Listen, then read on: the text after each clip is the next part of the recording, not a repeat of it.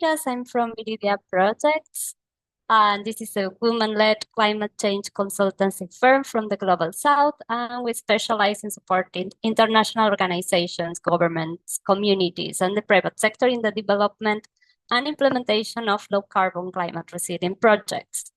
Together with my colleagues Eva, Cynthia, and Laura, we will be facilitating this event today. And as you all know, the purpose of this event is to share with you the journey of some of the ARA Grassroots Action Research microgrants. Viridia started collaborating with the ARA Secretariat in the beginning of 2023 to develop the tracking, learning, and sharing framework for the second round of the microgrants program, and we work closely with the grantees to understand their initiatives and facilitate knowledge sharing. So this collaboration continued this year to explore opportunities for the grantees to move forward their projects to a next stage. And yeah, we will begin the event with an introduction of the ARA Grassroots Action Research Microgrants Program, followed by the presentation of two grantees with a Q&A session, and afterwards we will hear the presentation of two additional grantees, concluding with the second Q&A session and closing remarks. And now, I'm not sure if you are all familiar with the Mentimeter, but we invite you to join this interactive session. You can go to www.menti.com and enter the code 8539-3045 or scan the QR code here in the screen to join directly. So while we wait that everyone connects, what we will want to ask you is just to start writing your name and your organization and what did you have for breakfast or what did you last drink today, so we can get to know who is with us today as well. I see three people joining. Remember, you can either go to www.menti.com and enter this code up here on the screen, or scan the QR code and you will be directly linked to the website. Once you're in, you can pin on the map where are you joining us from. So we want to see who's here and from which countries we have people joining. Yeah, thank you. So we see people from India, Spain. Thank you. There are not more people joining. Oh, yeah.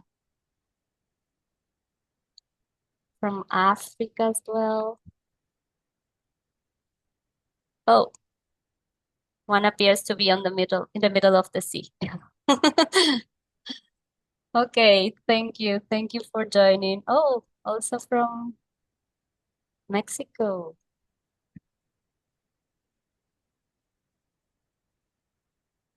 Oh, Honduras, maybe. Thank you so much.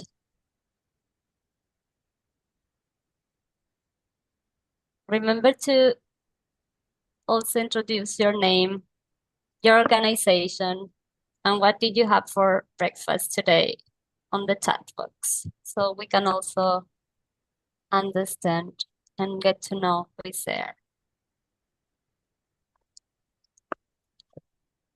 So thank you once again for joining, and I will give the floor to Jessie Di Mariachini, who is the head of the Adaptation Research Alliance Secretariat.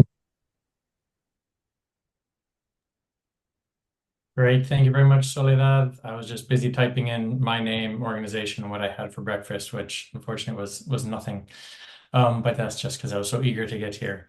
So I guess I just wanted to say, really first, of course, good morning, good afternoon, good evening to you all. And that is really a pleasure to be here today with you to highlight these exciting and really inspiring microgrants and the work really of these grantees as a part of the ARA Grassroots Action Research Microgrant Program.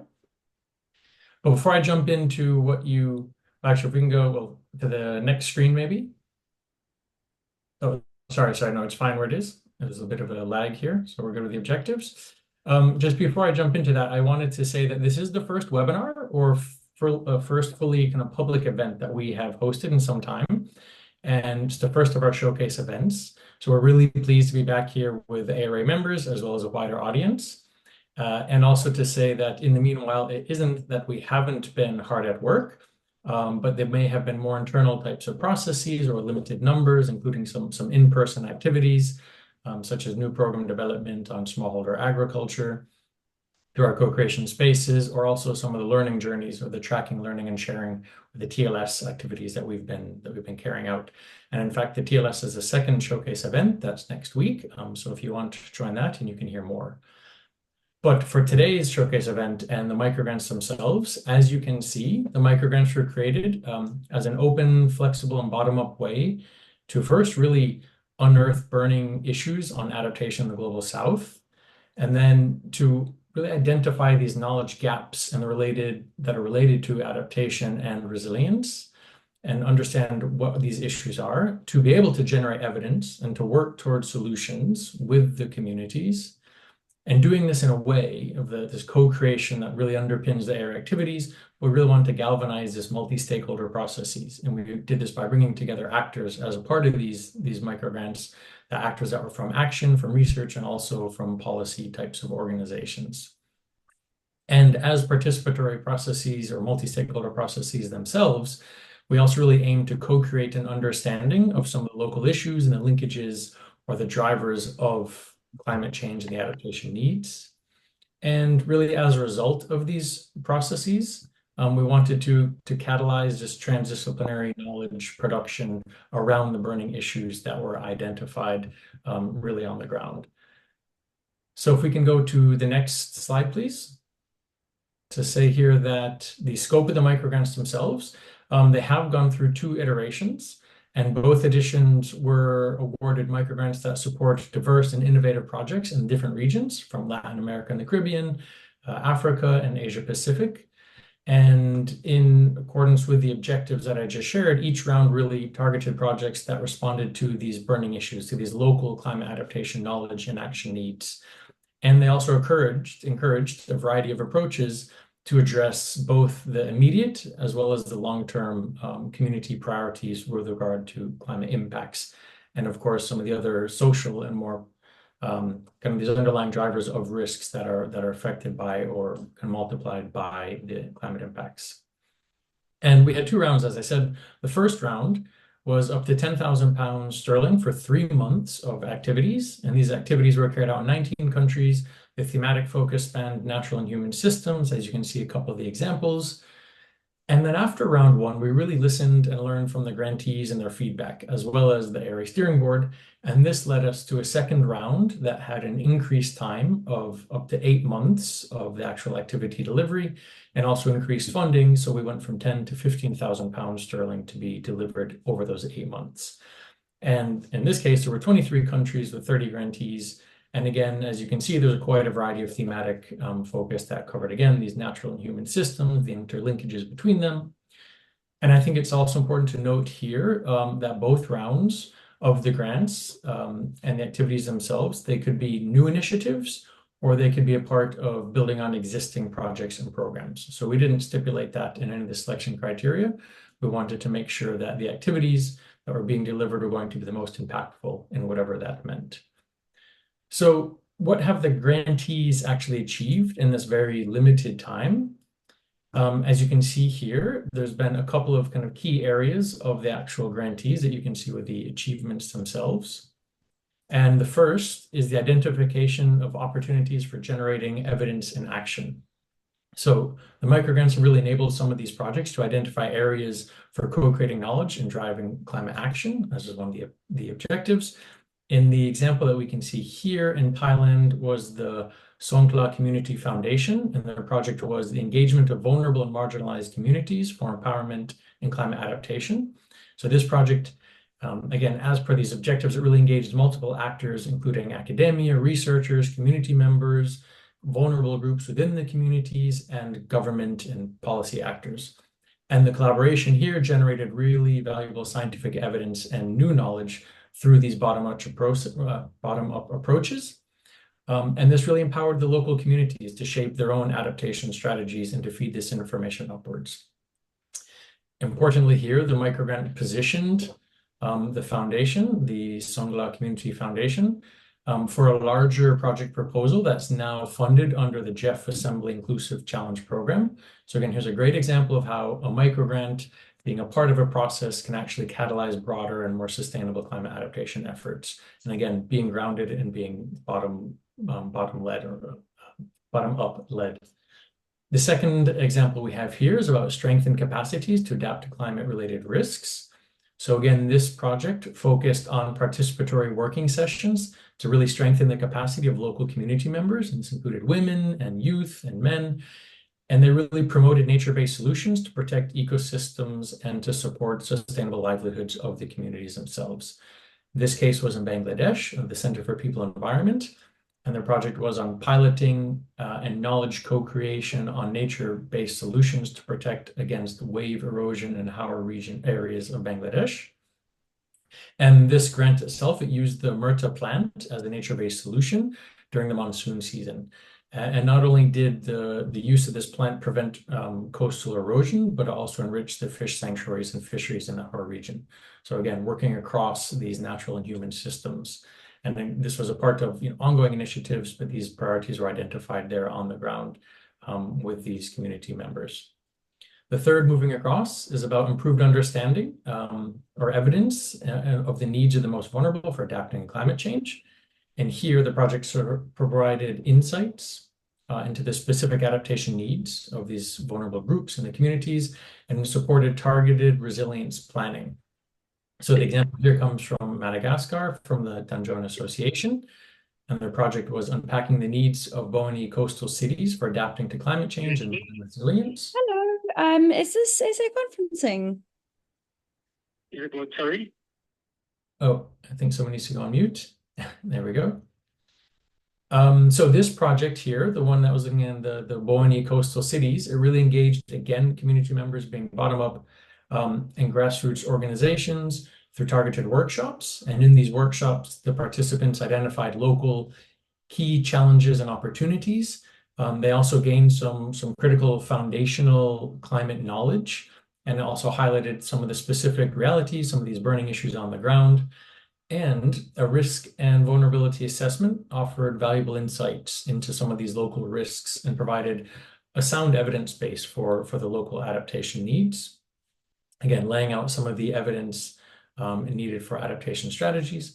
And then the fourth example here of some of the achievements comes from more of the policy commitments that are demonstrated by decision makers. And in this case, it was in India with the Gujarat Mahila Housing Sewa Trust. And through the project on supporting India's national disaster management guidelines by developing community-led templates for mapping urban floods.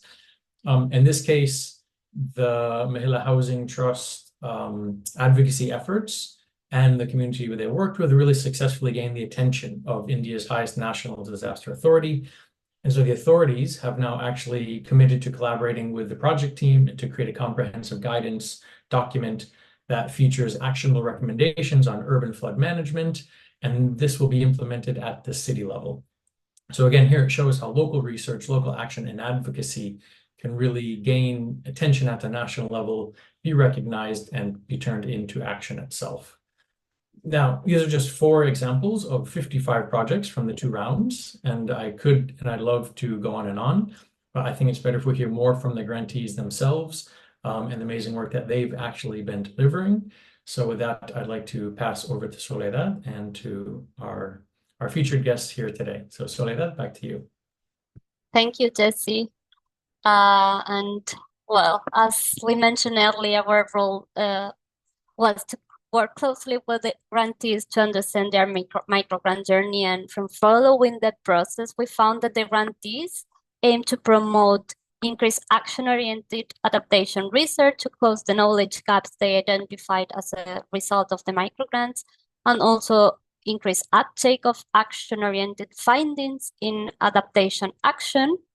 Many of them identify climate vulnerabilities and risks, and they gather a deeper understanding of the needs of the most vulnerable communities to adapt to climate change, and wanted to move forwards to implement adaptation solutions to address those risks. And finally, another impact pathway that we identify is that they also aim to influence policy processes through the evidence gathered. And we recognize that this third impact pathway is the most challenging for them because it requires longer time and increased collaboration and engagement with higher levels. So what we want to, let's say, highlight is that with further support, all these pathways, which began with the microgrants, might be unlocked. This, the main impact this program try to achieve is to increase or contribute to increase the linkages between research and action based on the understanding of the needs of the most vulnerable groups for adapting to climate change and the co-design of the most adequate adaptation measures so they could ultimately increase resilience. And now it's time to hear the presentation of the grantees. Please keep in mind that after these two presentations, we will have a question and answer session. So keep your questions for the end or write them down in the chat box and our colleagues will collect that for the end. First, we will hear the presentation of the organization Sasi Waters from India, who will further explain their project, finding adaptation solutions to menstrual health risks induced by climate change through knowledge co-creation. Please, Yayati.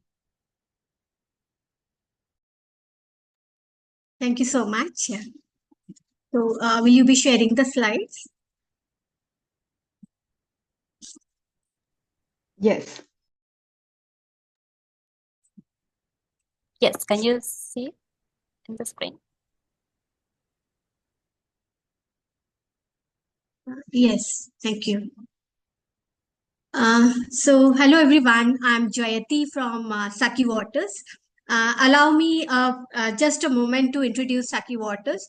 So, since its establishment in 2002, Saki Waters has worked to foster water secure and climate resilient ecosystems and communities across South Asia through research, capacity building, grassroots implementation, and building. Hello, are you able to hear me? Yes, we can hear you. Okay. Yes. Yeah. So, I was introducing Saki Water. So, we do it through action research, capacity building, grassroots implementation, and also by building collaborations for collective action and advocacy. I would like to begin by thanking the Adaptation Research Alliance. And today's organizers and all of you for this opportunity to present our initiative that is supported by ARA Micro-Grants. So I'm quite excited to share insights from our project titled Finding Adaptation Solutions to Menstrual and Reproductive Health Risks Induced by Climate Change through Knowledge Co-Creation. This work brings together climate resilience and gender justice in the Sundarbans, where climate change disproportionately affects women's health, especially around menstrual and reproductive well-being. So here you could, you can be on the same slide. Yeah. So here you can see that our project sites are located in the remote island villages of Gosaba and Pathar Pratima blocks in the Sundarbans. As shown on the map, they are situated in a high risk zone. The Sundarbans UNESCO World Heritage Site is home to the world's largest mangrove forest and a remarkable biodiversity and a population of 4.5 million spread across 52 of Sundarban's 102 low-lying delta islands. This place is known as the cyclone capital of India, and this is one of the country's most climate vulnerable area. Over the past 15 years, the region has experienced more than 10 severe cyclones, with the latest one, which is named as Cyclone Dana, hitting just last week. Can we go to the next?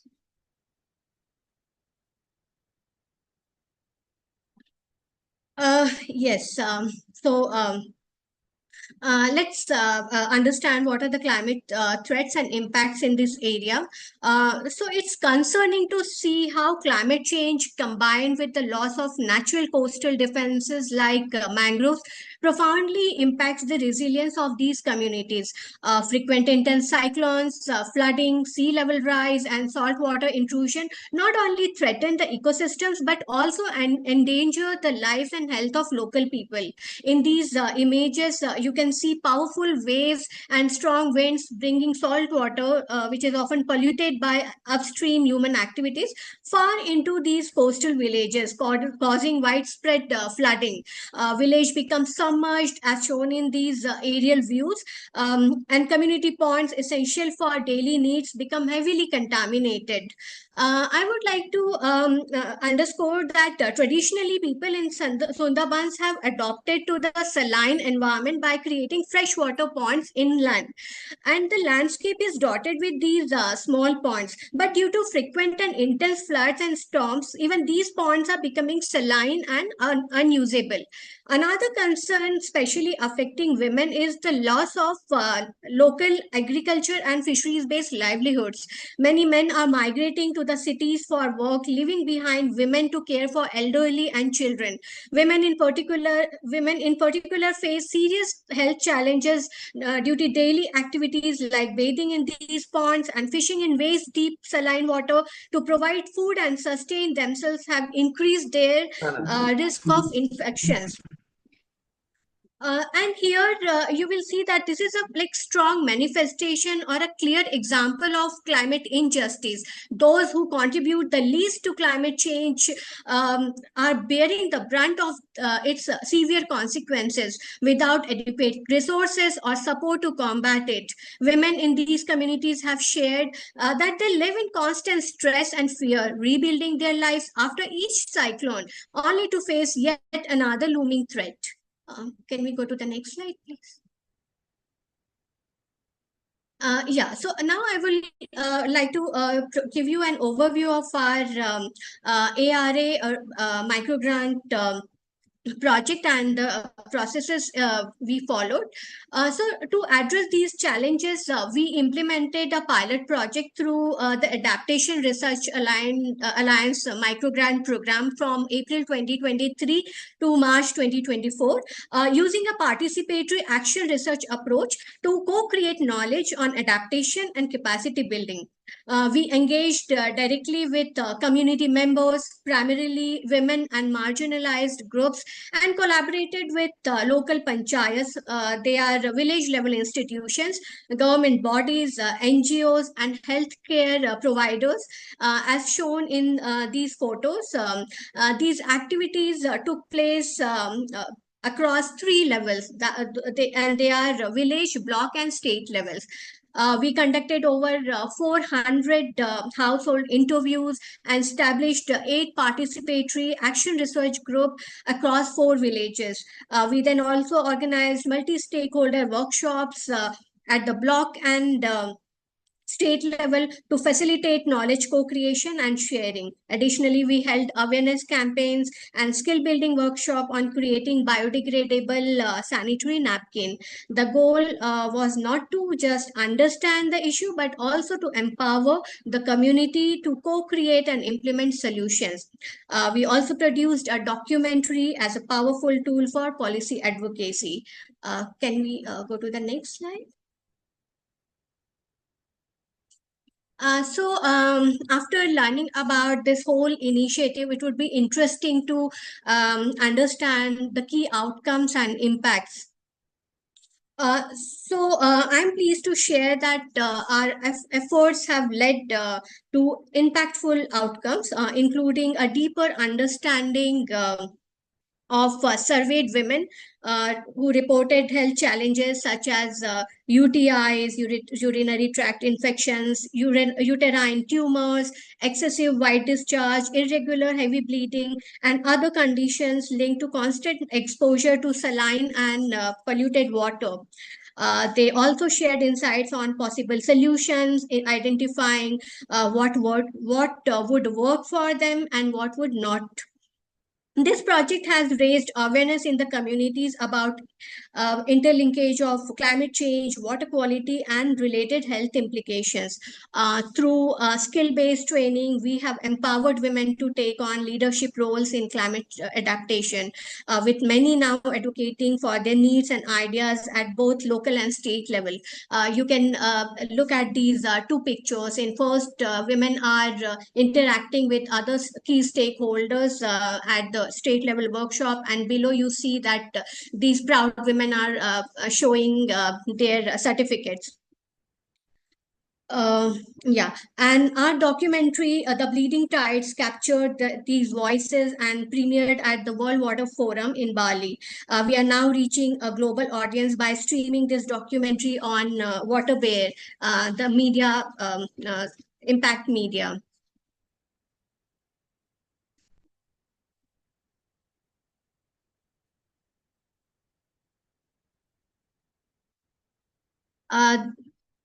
So I would also like to mention that this ARA micro-grant not only enabled Saki voters to gain a profound understanding of local issue and viable solution, but also helped us build strong connections with the Sundarbans communities. This grant fostered partnership with local governing bodies, NGOs, diverse stakeholders, creating a foundation of future action, collectives, and policy advocacy. I'm happy to share that with over 2 decades of experience connecting water, ecosystems, and communities, Sakhi Waters jointly with ARA is now well positioned to work closely with these communities in one of the planet's most vulnerable regions. So now the question is what's next? As we look forward or ahead, our approach to intervention focuses on 3 levels: grassroots climate actions, capacity building for women's collectives to empower them to lead climate responses, and evidence-based policy advocacy for gender inclusive climate adaptation strategies in Sundarbans. If we observe in mainstream climate discussion, these issues are often overlooked. You can see that this graphic has summarized our plan to address these goals. I would like to share that while working with communities and key stakeholders, we have identified 4 core areas of action. You can see it on this picture.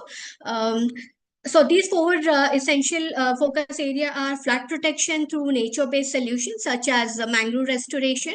Then another is impact, area for impact is access to safe water for the communities. Then better healthcare quality, climate resilient and safe alternative livelihoods for women, and sustainable and affordable menstrual hygiene solution. Our main focus is on strengthening women's resilience to climate change by empowering women's collective. We all know that women are not just victims, they're also change agents. Now more than ever, they need mutual support to tackle physical, mental, and emotional health challenges in their lives. I would also like to underscore that to make a meaningful impact, we urgently need additional funding for climate action, stronger partnership to expand our reach, and ongoing capacity building initiatives. These investments will help empower women as leaders and innovators in building resilience. And this project has potential to serve as a pilot that can be scaled up and replicated in another or other similar vulnerable communities. Finally, yeah, just last slide. Yeah, so I would like to conclude this with inviting each one of you to support this urgent cause. The women in Sundarbans are resilient, but they need resources to build a future where their health and livelihoods are protected from climate change impact. So thank you so much once again to all of you, and please reach out to us if you have any questions or wish to connect further. And for a closer look at our initiative, you can also watch this documentary named The Bleeding Tides on Water Bear. I have also shared the link here, but if you visit the website, you can just type out The Bleeding Tides, and then it will take you to the documentary. So once again, thank you so much for your patient listening. Thank you. Thank you, Yayati, for sharing your work. It was really interesting. Now it is the turn of the organization Women's Life and Wellness Foundation from Zambia, who will be telling us more about their projects, explorer farming, managed seed systems, and adaptation methods. We'll pass the floor to them. Thank you so much. My name is Mzingo Bota from the Women's Life and Wellness Foundation. It's a women's rights organization whose vision is to see a Zambia where all women enjoy equality, being well aware of their socio-economic rights, and being real partners in climate action. We have three main pillars as an organization, these being women's rights and climate action, reproductive health and rights, and thirdly, social and economic justice. So even just from this preamble, you're able to understand that we are working closely with women and trying to build their resilience. So I'll quickly run you through what our main climate issue or challenge has been here in Zambia, and it is climate-induced droughts. So these droughts increasingly disrupt agricultural activities, and by this, they reduce crop yields, threatening food security for vulnerable communities. And this means that these communities have very little to rely on that they can survive. This means that they cannot continue to be strong as communities. Secondly, you realize that there is an impact that these climate-induced droughts have on the communities, and these include hunger, which is a persistent issue, with many lacking enough nutritious foods for them to lead healthy lives. We have malnutrition as a result of very poor agricultural produce, which leads to weakened immune systems, leaving individuals more vulnerable to diseases. Poverty actually deepens the above challenges of hunger and malnutrition, because now people have limited access to resources and resources and restricted access to health, education, and basic needs, making this a very difficult cycle to break. When we look at the ecosystem, it is impacted in that because of the effects that drought has had on the vulnerable communities, we find that they now have to find a source of livelihood, and they turn to the activity that you're seeing in the second picture there of deforestation. And this rapidly reduces forest cover, impacting the biodiversity of various landscapes. Also, deforestation leads to soil degradation, which largely weakens land fertility, thereby diminishing agricultural productivity.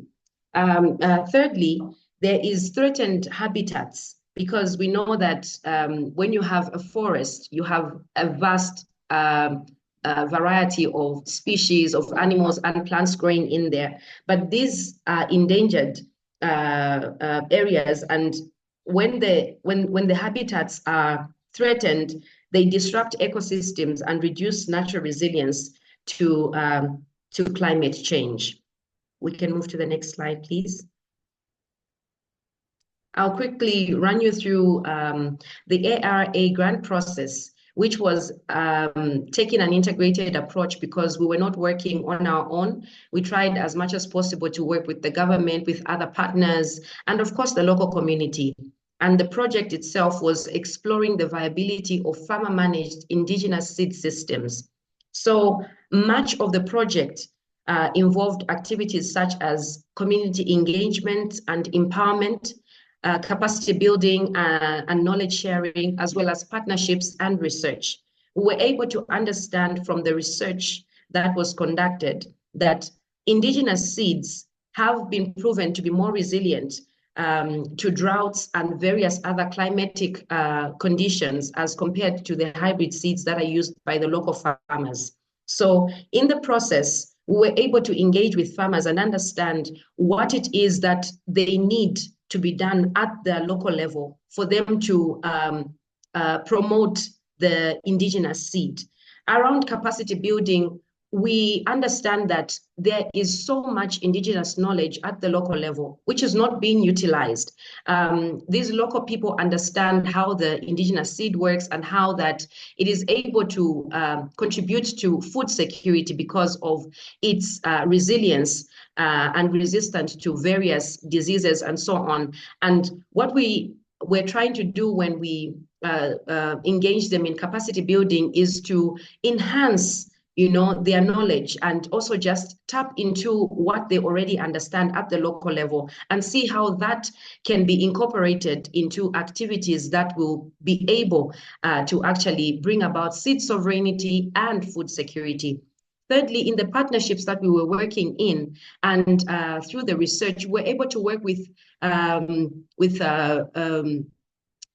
organizations or programs such as the Zambia Agricultural Research Institute, where we have our national gene bank that usually, or that is constantly storing the indigenous seed that is grown here in Zambia.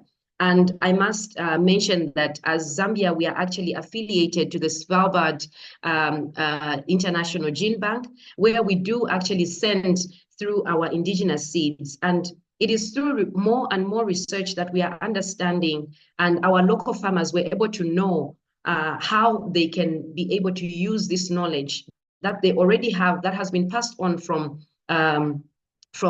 great-grandparents onto them in order for them to continue to try and improve their food security in the time of this climate change. So you can see that over 200 farmers were reached out to in these local communities, being Lukolongo, Shibavala, and Kapongo areas in the Kafue district of Lusaka province here in Zambia. We can move to the third slide, or is it the fourth one? Yes, so having implemented the ARA micro-grant in Kafue, we have various impacts that have that we've been able to see as a result of these interventions. Number one, we have noticed that there has been enhanced farmer-managed knowledge and skills. There is a lot of behavioral change around how farmers consider seed. In this time of climate change, where food security has not been a certainty, we had noticed before the implementation of the project that communities were utilizing all the seed that they were harvesting, but having learned that there is a possibility of them being able to show resilience by replanting part of that seed that they have harvested, we have noticed that they are willing to store up this seed. And it is through this initiative of the microgrant that we have a demo seed bank that has been set up, and it was locally led by the local community of Lukolongo community in Kafue district. This community made it a point that because they understand the value of local seed and how that it is resilient and resistant to various diseases, they are willing to find a way of storing much of this seed and also to contribute to the economic component of their own vulnerable communities. We see that they have set up a demo seed bank, and you can see in the picture right at the bottom left of your screen that is a demo seed bank that has been set up. Those are seeds that have been brought up by the community itself. They have chosen a local small building where they have set up this seed bank, and they are really driving the process. We were able to engage them through the ARA intervention on this small picture where they are receiving some seeds from the local national gene bank. And this was an opportunity for them to learn on how they can sustain seed at the local level, because at the gene bank, the systems are different, and there, because there is enough room for them to do refrigeration and so on. At the local level, there is no refrigeration, so they were able to gain that knowledge. Through research and development, another impact that we've seen is that there has been a development at organization level of a community indigenous seed bank toolkit. So this actually is the seed bank toolkit that was able to facilitate the setup of this demo seed bank. And we understand that, you know, there is this interconnectedness of communities around having set up a seed bank. We find that this seed bank has been set up in Lukolongo, but the communities of Shimavala and Kapongo are now looking forward to having something similar. And you will be able to see in the next steps on what we intend to do when it comes to seed banks and you know, promoting local seed. Also, we find that them setting up this seed bank is actually scaling up you know, the dependency on themselves, the self-reliance on when it comes to seed sovereignty. So this also promotes biodiversity, because there are various indigenous seeds that you find are being stored in this demo seed bank. We can quickly move to the last slide. So on the next steps, the Lukolongo communities are looking forward to having an actual seed bank set up for Kafue district. And this seed bank will actually be fed into by the local seed banks, as well as it will be able to stand as a source when the community seed banks are not able to or do not have a particular seed. So this community seed bank will serve as more like a mother seed bank for the Kafue community. Secondly, as an organization, you know, this project has been so viable. It's actually made us, you know, think through expanding into new geographical areas such as Mungwa, Nyimba, and Mazabuka districts, which actually lie within the same rain belt as Kafue and actually face similar challenges to Kafue. So having to replicate these activities would actually benefit other parts of the country in a similar manner. Then thirdly, in our next steps, we are looking at, you know, organizing events that will be able to enable promotion of indigenous seeds, you know, bringing that awareness, because at the local government level, we understand that there is hybrid seed that is being promoted, but the indigenous seed is not receiving as much information as possible for people to really look out for it. But for the local farmer, they do understand its importance. And so this is how we intend to move here on. And of course, we are looking for people that are willing to come on board. We need more funds to be able to explore and expand to these new geographical areas, to facilitate the promotion and awareness of indigenous seed and its nutritional value, and how that it can bring about not only seed sovereignty, but also food security, and respond to adapting in these climatic harsh conditions. Thank you so much for your time. I'll be able to respond to any of your questions. I thank you. Thank you, Mzingo, so much. It was really interesting to hear all your information and about your project. So now I will pass the floor to Eva and Laura to facilitate the Q&A session. Hello, good evening or good morning to everyone. Thank you very much for these two presentations. I think that they are really innovative. For me, they are really a lot of work, and I'm happy to see that there's a lot of women-led processes here at a local level. So congratulations to both of your organizations and the work you're conducting. So we do have, for example, a question for all of the audience that you can participate. So we invite you to go to the Mentimeter again. You can use the same QR or the same access numbers if we're going to facilitate those numbers here in case you've lost them. Let me know if you're able to see the 85393045. That's the access code for the Mentimeter. So let me know if anyone has problems accessing the Mentimeter.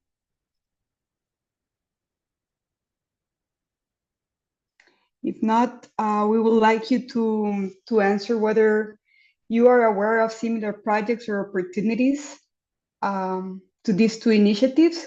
Just a reminder, one is working a lot with health issues related to women reproductive health issues and specific impacts on climate change, and the other is working a lot more in the agricultural sector related to food security through improvement or adaptation of community banks and indigenous seeds. So you can use the Mentimeter to submit your answers. You will see in your screen that there's a little box. Yes, Laura. No, in the meantime, I wanted also to congratulate both projects. I think we've heard about remarkable achievements of these two organizations, and with brilliant presentations. And it was interesting to hear about one project tackling flooding, and another drought. And they both made tremendous efforts. In one case, I was hearing more than 400 women, extensive workshops, trainings, documentaries, and the other has made impressive strides in promoting action research involving over 200 farmers. So they have much more to continue working, and it will be good to hear about your opinions on how to amplify the impact of these initiatives. We have here Desai Foundation is an NGO that empowers women and children through community programming to elevate health, livelihood, and menstrual equity in India.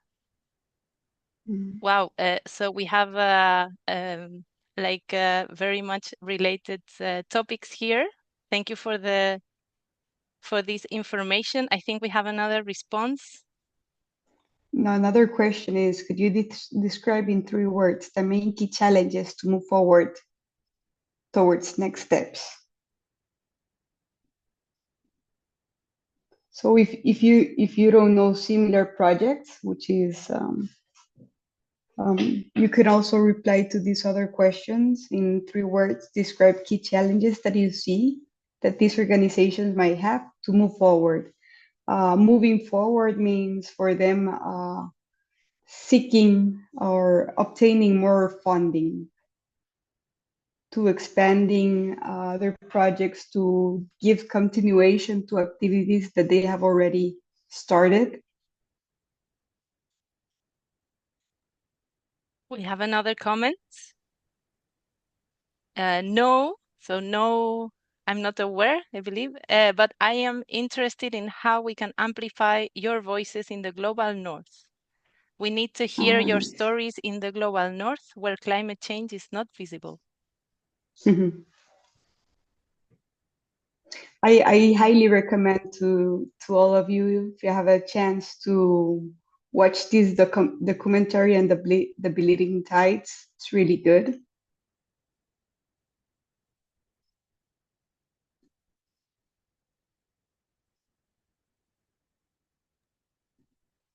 This event is also, well, this kind of events is also a way, no, to amplify voices and make these experiences be known by more people.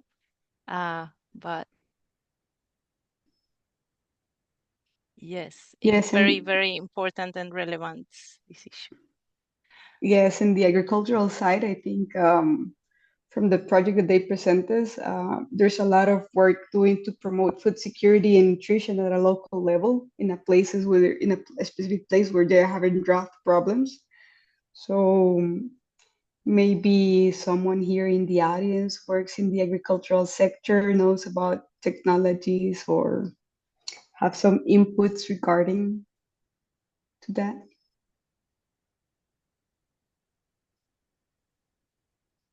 Yes, to the Yes, voice of just climate action. Yes. Voices for Just Climate Action, I guess it is an organization or a project. So we will look for it. Support to NARE will amplify this kind of work. So can you provide more? So what's the meaning of NARE?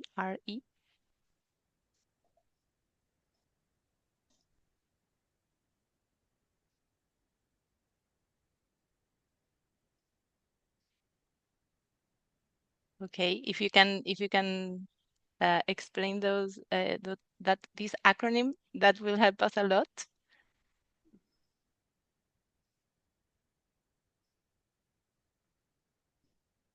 Also, with regards to amplify the impact, we've heard that these projects have expressed their needs in terms of funding, technical assistance, partnerships. No, this is something that, if you have any recommendations or you know of opportunities for this kind of for responding to these kind of needs, that will be very useful. National Agriculture Research. Okay, yes, because they have partnered with the Zambia Agriculture Research Institute, right? They are working with them. Okay. Yes. Thank you very much. Yes, in honor for the time, I think that we could be wrapping up and giving the floor to the next participants. Thank you. So now it's the time for the organization Society for Climate Action in Nigeria to present their project, Strengthening Rural Women Resilience to Climate Change through Targeted Advisory Services and Knowledge Building.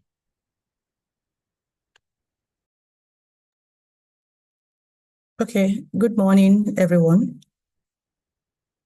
Is it possible to share my slide, or I should share from here? No, we share it for you. Don't worry. Thank you. All right.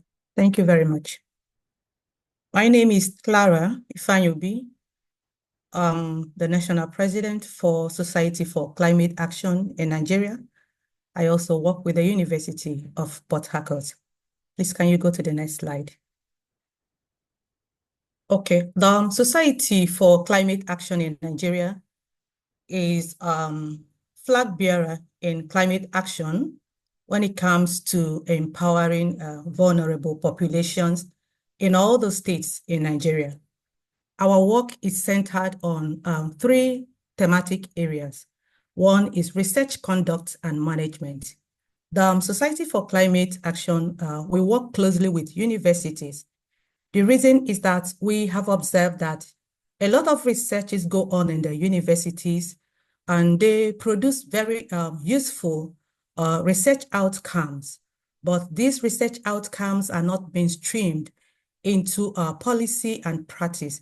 So we work closely with universities to ensure that this research are done, and when the research are completed, the outcomes are mainstreamed into policy and practice. We also foster knowledge and capacity building, strengthening younger researchers and local population, their climate knowledge.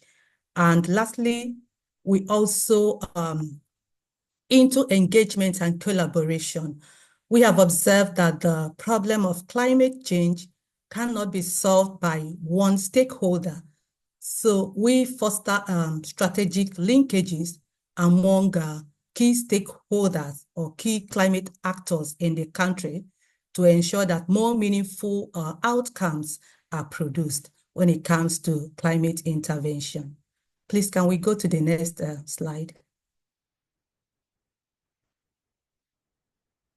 Okay, so with the aid of the ARA fund that we received, our project was targeted to strengthen local women's climate resilience through targeted advisory services and information sharing. So why did we focus on this area? In Nigeria, according to our current gender policy in the country, local women, they comprises approximately 70% of the farming population in the country. But when it comes to access to information and resources, they are marginalized, particularly with respect to land ownership and even cultivation of some cash crops. So these women also are custodians of so many relevant and critical indigenous knowledge that could aid climate change adaptation. But because they are marginalized in this information sharing, also in decision taking, and in ownership of these resources, we are not harnessing the importance, what they could bring to the table when it comes to climate intervention. So our project was channeled to solve 4 basic problems. The first one is to help in the interventions, available interventions, climate interventions, to ensure that these interventions are addressing the recognized needs of these rural women and youth. We observed that in the past, most of the interventions that were done in this area, they do not address the particular needs of these rural women. Sometimes where they are facing pest invasions, interventions on technologies are brought to their shores, which at that moment do not address their problem. Secondly, we also discovered that a lot of them have poor knowledge on climate change, which do not dispose them to accept some of the adaptation strategies that are available to them.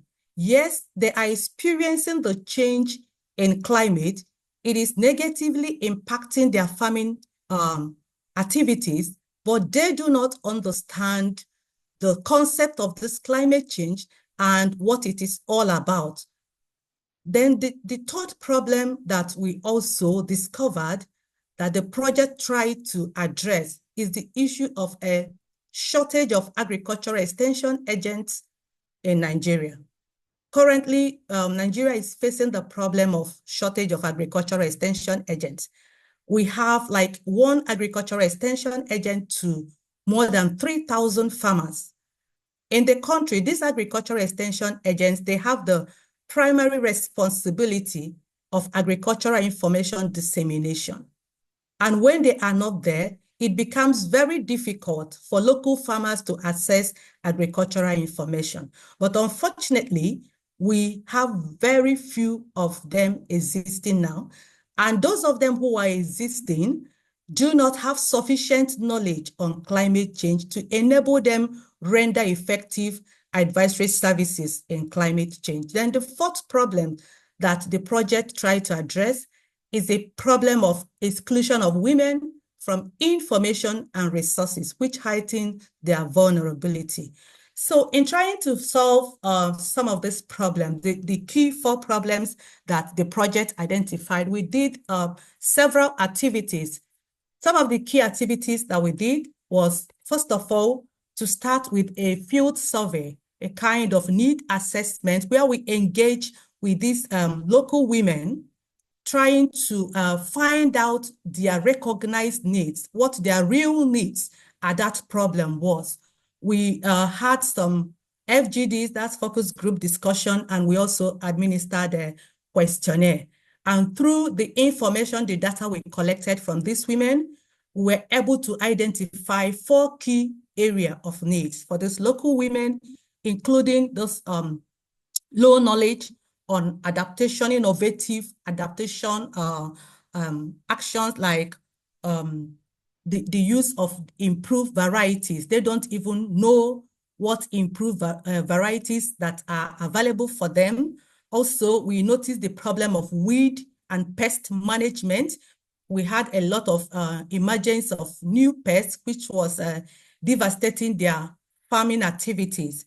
We also had that problem of access to weather and climate services. So we had about 4 key areas that we identified through the field survey that we had. So we now went ahead to plan activities to help to solve these problems. Please, can you go back to the previous slide? Yeah, thank you. First, we had a training workshop. Because of the resources that we had, we planned our activity to kind of go in the form of train the trainer, where we train the frontline agents, then they go further with our supervision to train the local women. We trained about 400 students, the agricultural extension students together with the extension agents.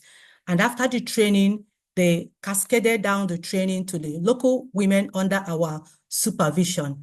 Then we also trained the local women, had a training workshop for them, and as well tried to institutionalize structures for them to access weather information. We formed some rural women climate smart groups and linked them up to organizations and government agencies in charge of this weather services.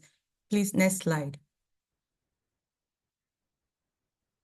So some of the outcomes of the project that we had, first, we had above 3,500 local women had their climate smart agricultural knowledge and capacity strengthened. Clara, just to remind you that you have over 4 minutes, just like 4 minutes left. Okay, thank you. So through our project, we strengthened the capacity of above 3,000 local women on climate change. We also curated access to weather information and other climate services through the training we had, where we brought these rural women, the government agencies, the researchers, the local leaders together, and kind of gave them a space where they interacted and established linkages. We also facilitated formation of 12 climate smart women and youth groups in these two states where we worked. And we also supported these rural women with improved varieties of some of the crops that we trained them on, like maize and cassava, which is the major crops that these women cultivate. Please, can we go to the next slide? These are some of the success stories. In September, we tried to go back to some of these communities to assess the progress and how they are utilizing some of the improved varieties that were given to them. We had a lot of women reporting they've made profits using the improved crop varieties that were given to them, as much as a margin of 4,000 naira in our local currency per each trip they made to the market.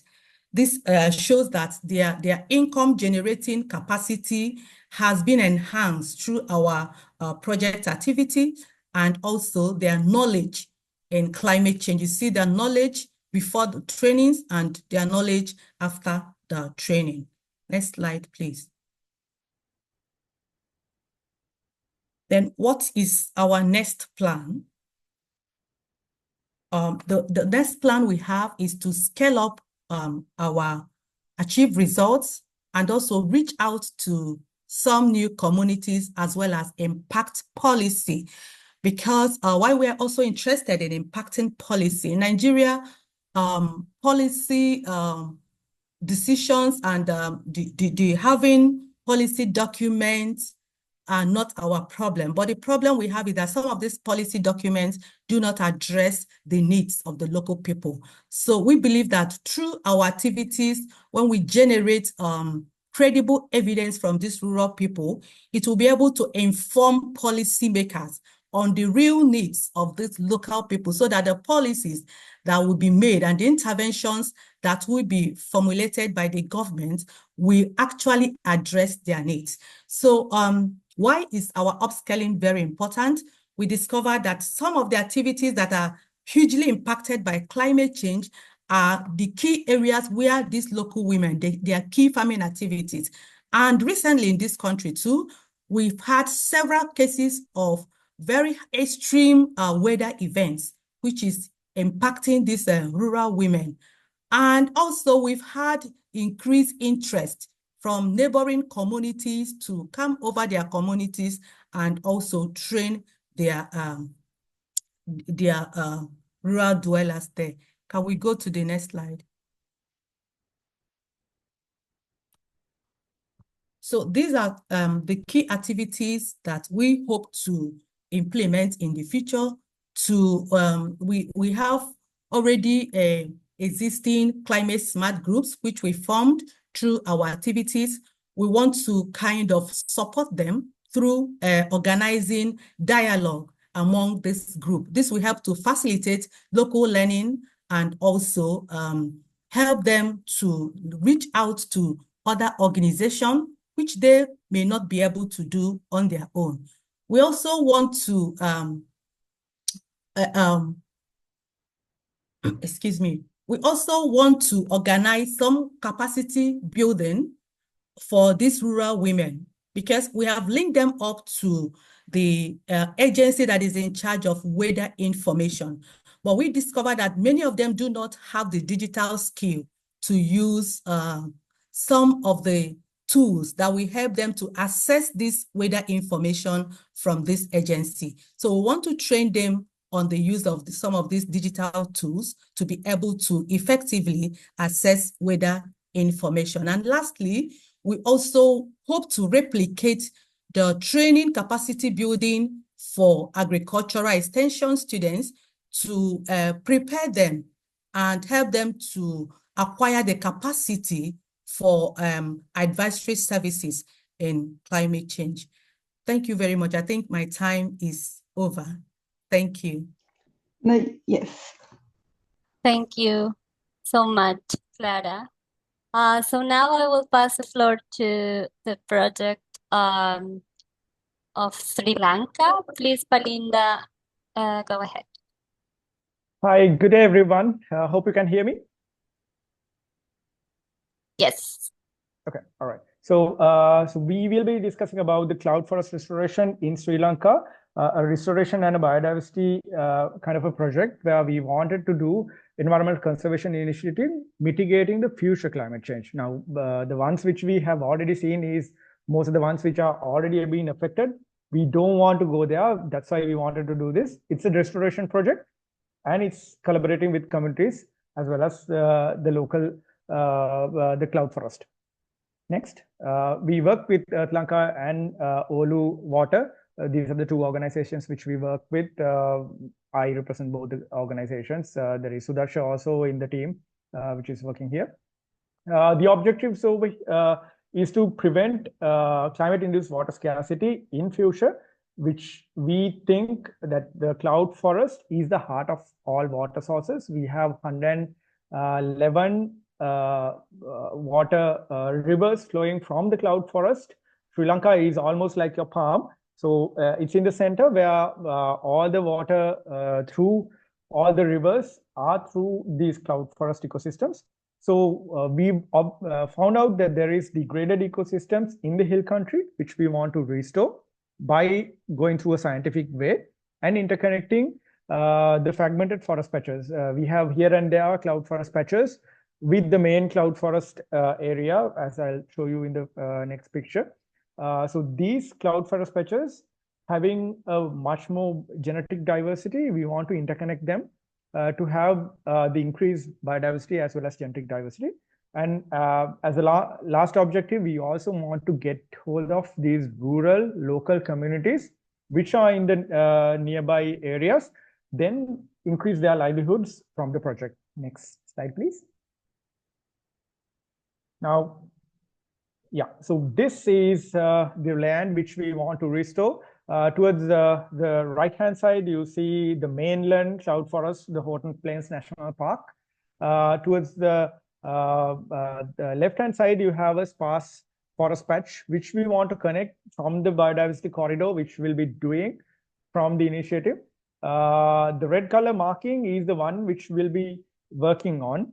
So far, we've done a smaller quantity. Though it's small, it has proven so much of value. And why we can't do in the middle is that there is a National Livestock Development Board farmland. The middle land is owned by them, so we can't do anything over here. So we are doing interconnecting through the buffer zones. So that's in the picture.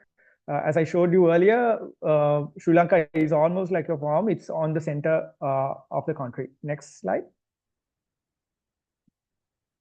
Right. The methodology which we worked through is without doing any restoration, we wanted to do an extensive fauna and flora study. Understanding is the key to restoration. So we wanted to do the restoration after doing the studies. Had a extensive flora and fauna study. We also parallelly established local community home garden sapling nurseries. So we sourced the local plants.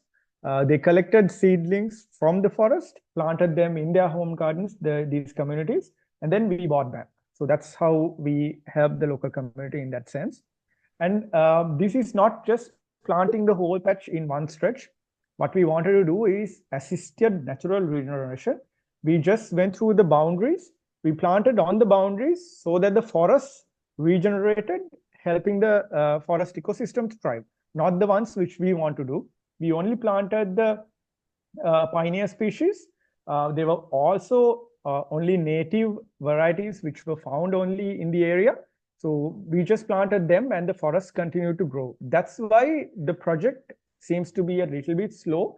So far, we've had about 3 acres of forest land being restored through the project time, but it's continuously improving.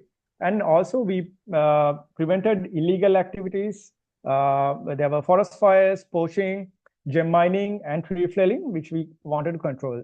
Next slide. If I talk about the extensive biodiversity which we went through, we assessed 8 taxa, plants, amphibians, mammals, and reptiles. You can see over here. And the small circles in all the pictures are their threat status. Either they are critically endangered or vulnerable, could be near threatened, or sometimes even not found at all. There were data deficient species as well.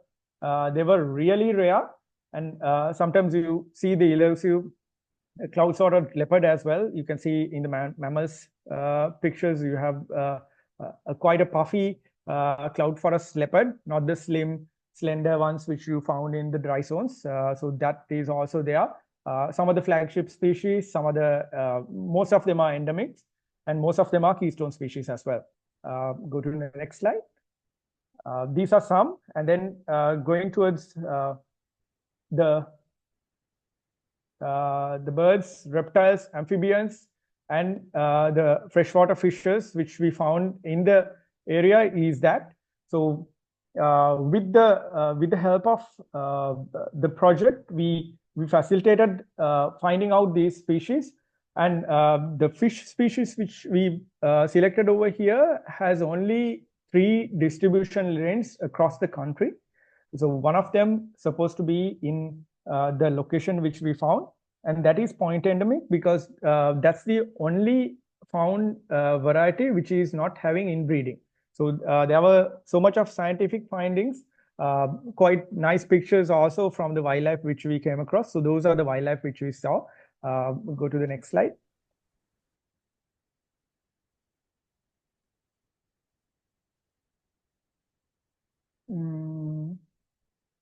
Next. Okay, so this is the planting which we worked out. We collected, we gathered these local communities. We gave them awareness of what the species which we wanted to restore in that ecosystem, and then we told them to bring those seeds, plant them in their home gardens, and then give us plants in return, so that we can pay them back and then buy the plants from their own home gardens. And surprisingly, even the school, there were a small school, they were also contributing to the restoration phase, where we got together some youth members also from the area, and then they were also happy to work with us in the project. And then towards the right hand side, that's how we planted.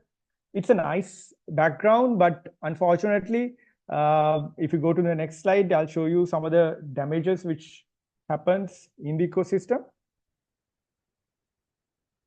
There were forest fires across the dry seasons.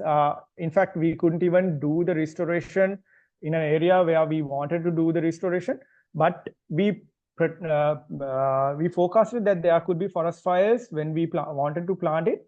And then we did a fire prevention belt that, as you can see in that picture, the fire has gone up to the fire prevention belt, and then it has stopped the areas without getting them degraded.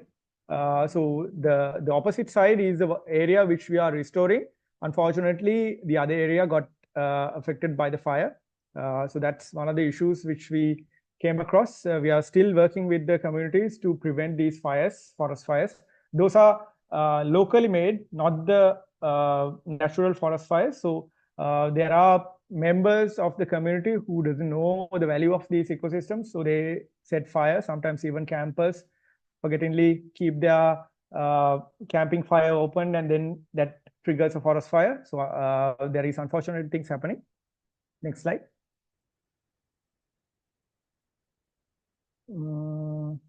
Okay, so this is another issue which we came across. There is logging for fuel wood. So some of the community members, they chop down forest trees just for the sake of fuel wood. And also in the area which we even did the restoration to prevent climate change, future climate change, there were gem mining, illegal gem mining. So we did regular patrolling to avoid these things, but we went on a monthly basis on the field, doing random sampling, random patrolling. It prevented a lot of illegal activities. If you go to the next slide, I'll show you. Well, we also had some of the, I think you missed one slide.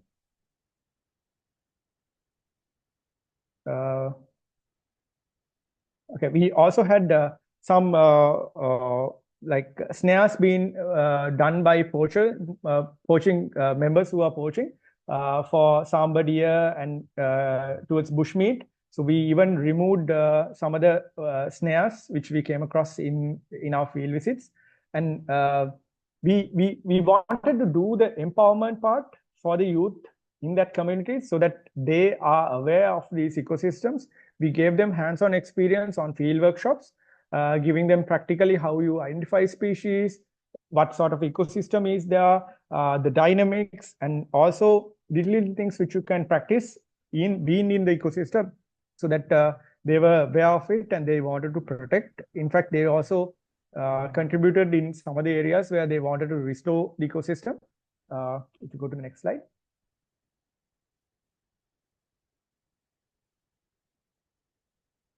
Okay, so results, we had 27 acres. No, sorry, we had over 32 acres of forest land, which was given to us by the forest department. We only could do nearly 3 acres of climate sensitive forest area by the end of the year.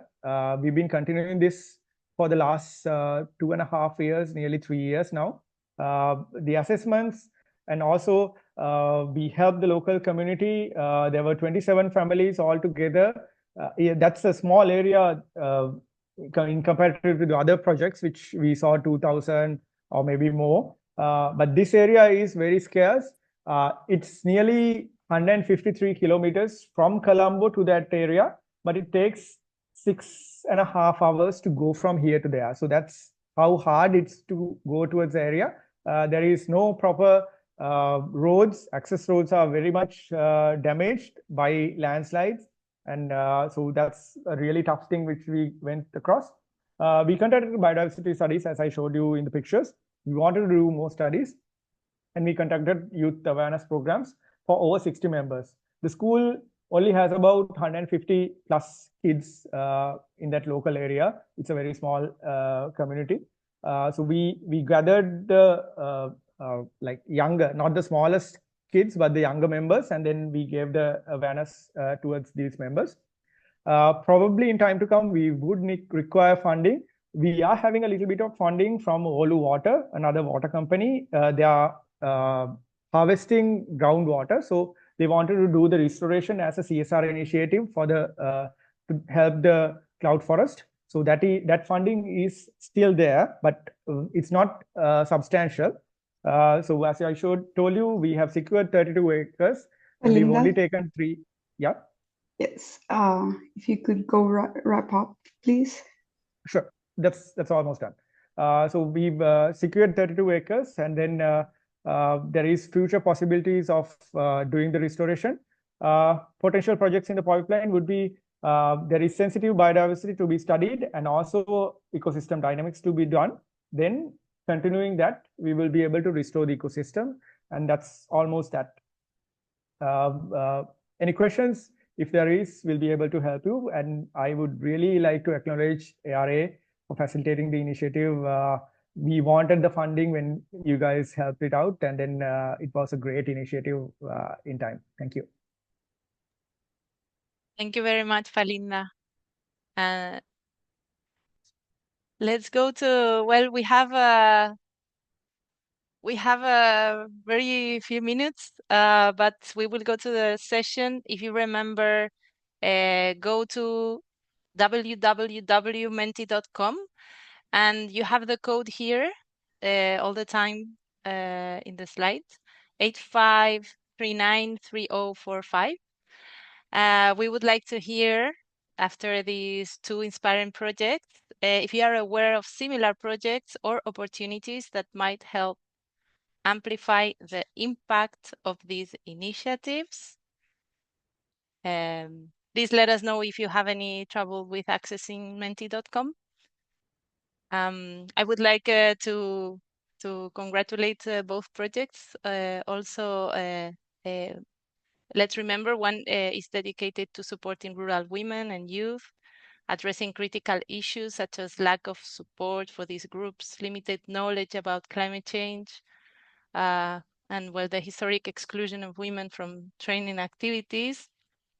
And thanks to tremendous efforts, they've reached several hundred people with their activities. It's a huge effort.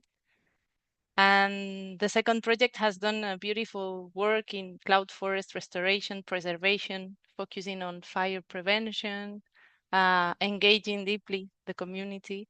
And well, thank you so much for the amazing photos. I think we've all enjoyed them. And both projects urgently need to scale up to continue their work. So we have here the first comment. There's ample more space to restore in central highlands of Sri Lanka. If there's facilitation, we'll be able to do more. Resources.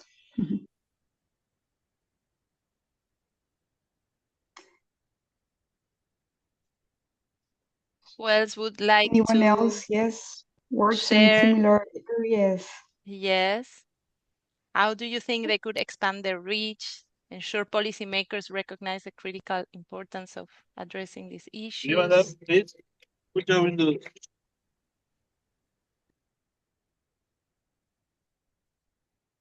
So is there any other comments? So would Scan or Earth Lanka would like to provide just one word about, because we don't have much time, but one word about these amplification of the impacts you would like to emphasize?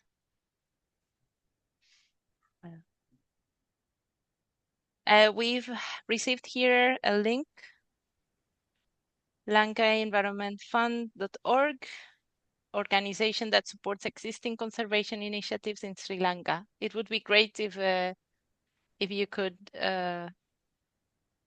contact. Right? Sure, we'll do that as well. Very well.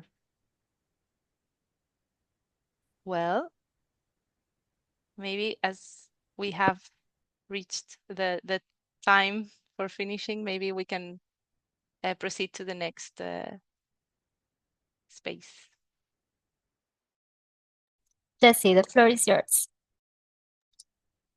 Great, thank you very much. And I'll be very brief because I do know we're 1 minute past our time. But first is really to thank the presenters very much for what you presented today.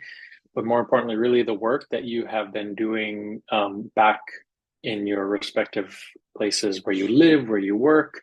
It's really inspirational, as I said at the start. I've read the reports, I've seen a lot of information on this thanks to the work of the Viridia projects, but it's really different to also hear it from you directly. So just really thank you for the excellent work. And also thank you all, the participants, for joining today. We do have a second session this afternoon where we'll highlight 4 more microgrants, including 2 from Latin America and the Caribbean to accommodate their time zone.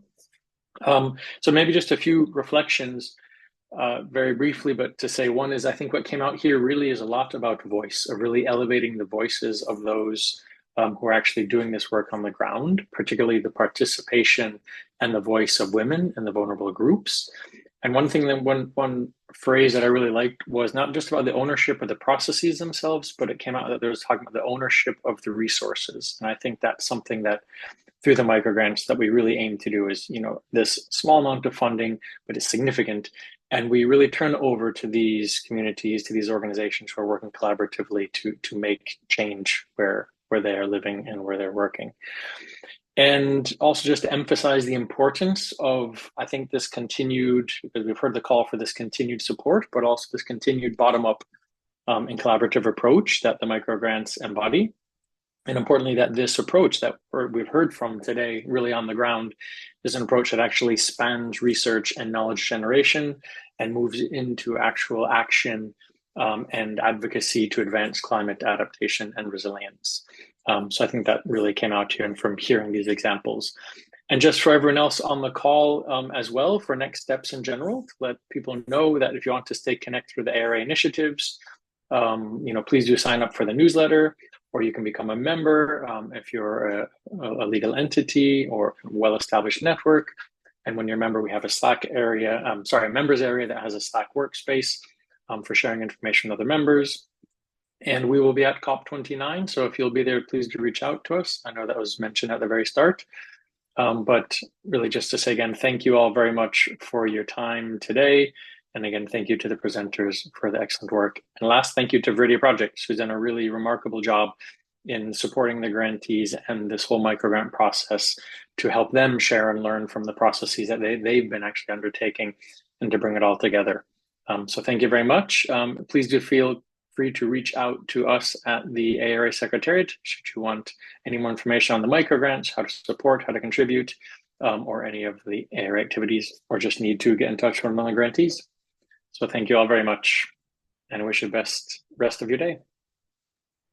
Thank you everyone. And just if you have time, we will leave here a code to give us your feedback, because it's important for us to learn from this experience. And if you want to get connected and hear more about these stories, we would like to hear from you. Thank you so much for joining today. Thank you to the presenters and everyone for this shared space today. The link was also shared through the chat box, so if you cannot access the QR, you can access directly through the link.